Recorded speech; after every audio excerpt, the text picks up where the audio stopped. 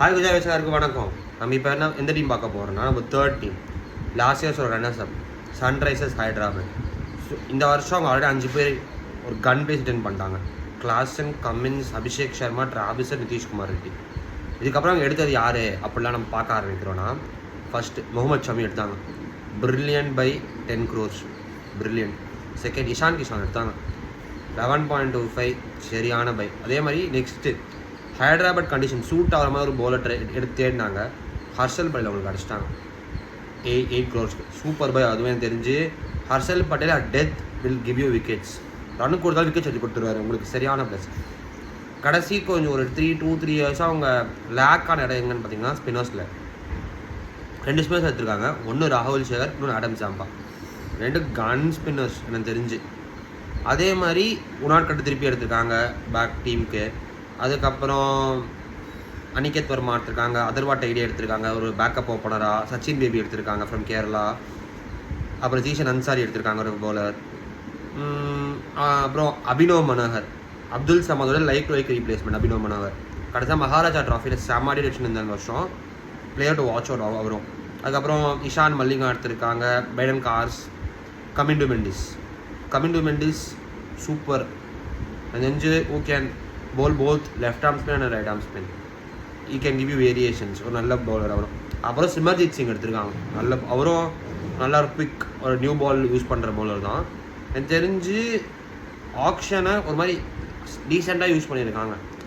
அதிக பேக்கப்ஸ் இருக்கா இல்லையான்னு எனக்கு தெரியல. ஆனால் ஸ்டார்டிங் 11 கன் மாதிரி இருக்குன்னு தெரிஞ்சு.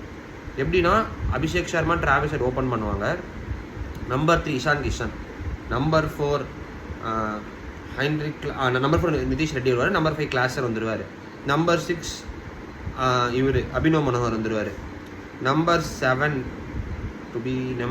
பேட் கமின்ஸ் ஆடுவார், நம்பர் 8 வந்துட்டு Mohammed Shami, number 9 Adam Zampa, number 10